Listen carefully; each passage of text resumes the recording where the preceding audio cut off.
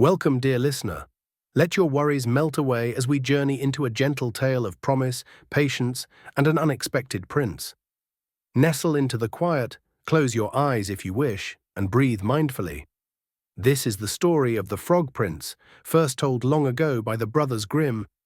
Once upon a time, in a kingdom brushed by soft winds and golden sunrises, there lived a young princess who loved to wander the palace gardens.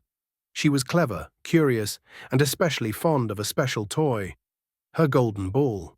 She would toss it high into the air and catch it, her laughter echoing through the marble halls and flowered paths. Day after day, she played near an old stone well hidden in the woods beyond the garden walls. But one day, as the sun painted the sky with warm honey and the trees whispered softly, the golden ball slipped from her fingers. It fell, down, down, into the dark depths of the well. She gasped. The ball was gone. She leaned over the edge, but the water below only rippled, quiet and deep. Tears welled in her eyes, and she began to cry. Not loudly, but the kind of gentle sobbing that comes when something precious is lost. Then, from the stillness, came a strange voice. "Why do you cry, princess?" Startled, she looked around, and there by the well sat a green frog, his eyes kind and round, his voice deep and calm. "I've dropped my golden ball into the well," she said, brushing away a tear, "and I fear it's lost forever." The frog tilted his head thoughtfully. "Perhaps I can fetch it for you," he said. "Truly?" she asked, her voice lifting.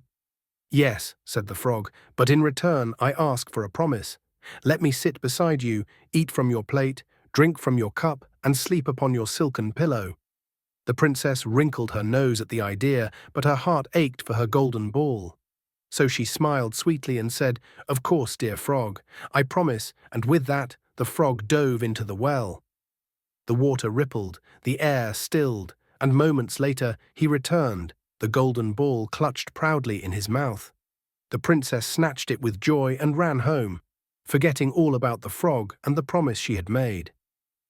The next day, just as the candles were being lit for supper, there was a gentle knock at the castle door. It echoed through the halls, soft but clear. Tap, tap, tap. When the door was opened, there stood the frog. The princess turned pale. "I have come," said the frog, "to sit beside you, eat from your plate, and sleep upon your silken pillow. You made me a promise." The king, who had been listening quietly, said gently, "A promise is a promise, my child. You must keep your word." So the frog was brought in. He sat beside her at the grand table, gently slurping soup from her bowl and hopping ever so politely. When night came, he followed her to her chamber. But the princess could not bear the thought of the slimy frog sleeping on her pillow. So she picked him up, marched across the room, and set him down in a quiet corner. "Sleep there," she whispered, "please." The frog said nothing. He only closed his eyes. But as the moonlight bathed the chamber in silver and the stars blinked kindly through the window, something magical began to stir. The next morning, when the princess awoke, she heard not the croak of a frog, but the soft breath of another. She turned, and there, lying where the frog had slept, was a young prince. He smiled, warm and gentle. "You have broken the enchantment," he said softly. "Long ago a wicked witch turned me into a frog, and only the kindness and promise of a princess could set me free." The princess blinked in wonder. She remembered the frog's eyes. They had always seemed too wise for a creature so small. She smiled, not with guilt, but with peace. "You were patient," she whispered, "even when I was not." The prince bowed. "And you were honest in the end. That matters most."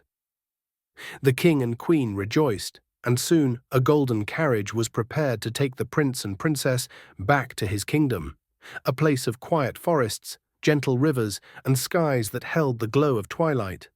The frog, who was no longer a frog, and the princess, who was wiser than before, traveled together not as strangers, but as companions who understood the strange ways of magic and the even stranger ways of keeping one's word.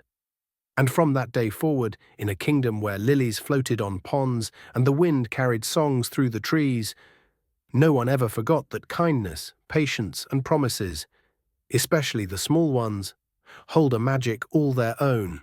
The end. May your promises be gentle and true, and may you always find wonder in the most unexpected places, even in the quiet croak of a frog by a well.